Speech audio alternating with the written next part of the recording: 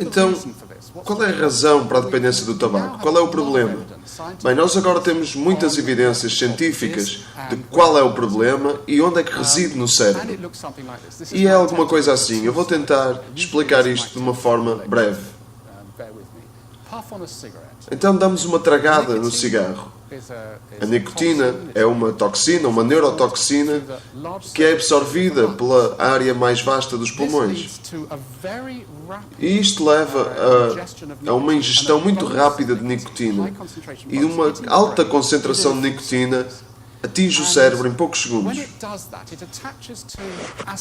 E quando faz isso, fica ligada a receptores da acetilcolina em várias áreas do cérebro, mas a que estamos mais interessados agora é a área ventral, tegmental, a área média do cérebro. E quando fica ligada a esses receptores, provoca a ativação de um circuito no cérebro, que é chamado circuito de recompensas. Às vezes chamam de circuito de prazer, mas não tem a ver com prazer, tem a ver com recompensas. E ativa esse circuito, levando à libertação de um químico chamado dopamina, numa parte do cérebro que se chama núcleos accumbens. Sabemos que isto é crítico para o desenvolvimento não apenas da dependência do tabaco, mas de outro tipo de dependências.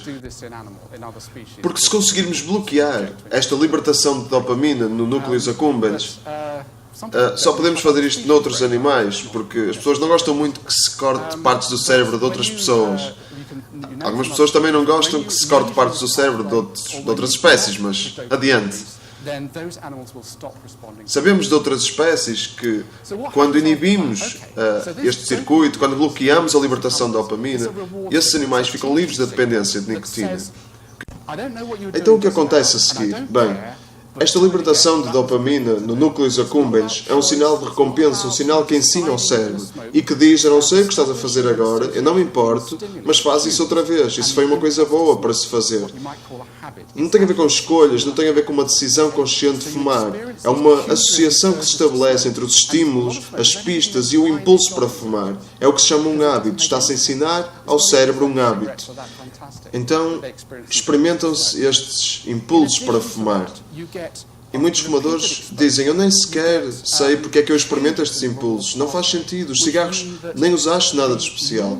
Mas a verdade é que experimentam estes impulsos. Então, depois de uma exposição repetida, o circuito de recompensas modifica-se.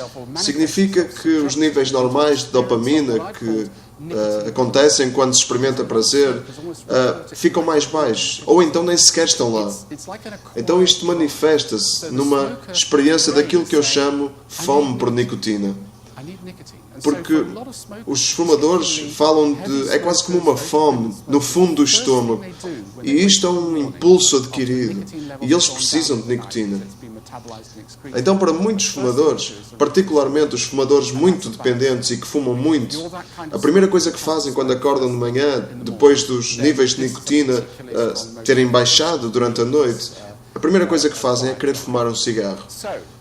E isso é um mau sinal, porque se é desse tipo de fumador, então há uma dependência muito forte, uma necessidade muito forte de fumar.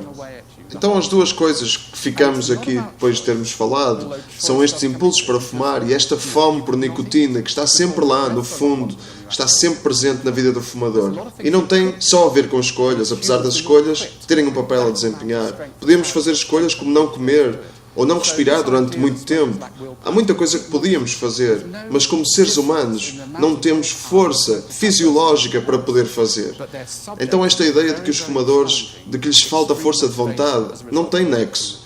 Não há diferenças na força de vontade de um fumador e de outra pessoa qualquer. Mas os fumadores estão sujeitos a uma motivação muito extrema e que é um desafio muito grande, que tem a ver com a dependência de nicotina. Então, mas os cigarros não têm só a ver com nicotina, tem a ver também com psicologia. Temos a parte da dependência de nicotina, que tem a ver com os impulsos e com a fome de nicotina, mas há fatores psicológicos também. Há uma recompensa social para fumar, estar com outros fumadores. Eu, quando era fumador, eu saía com os meus amigos, eles fumavam e eu não fumava. Então eu saía com eles, estava com eles, e um dia eu achei que podia fazer também aquilo que eles faziam. E comecei a fumar. Fumava o John Player Special, um maço preto, muito fixe. Então eu estava lá a pensar que eu era muito in, mas de qualquer forma é preciso algumas décadas de maturidade para perceber isso e reconhecer isso. Então são recompensas sociais. E os fumadores formam crenças sobre fumar. Uma das coisas que os fumadores acreditam é que fumar alivia o stress, mas todas as evidências apontam para que o cigarro aumente ainda o stress. O que se passa é que quando não se fuma, fica-se com sintomas de abstinência. E quando se fuma, aliviam-se esses sintomas. É como tirar um par de sapatos muito apertado. Dá prazer, mas só estava a causar dor porque os sapatos estavam nos pés e não deviam estar. Então quando as pessoas param de fumar, ficam menos estressadas. Então temos o lado biológico e farmacológico e temos o lado também psicológico. O que é complicado no fator psicológico é que se ainda permanecer depois de vários anos, se ainda houver a crença que o fumar vai aliviar o stress, quando se tiver stress, a primeira coisa que se vai fazer é pegar no cigarro. E é isso que tentamos combater.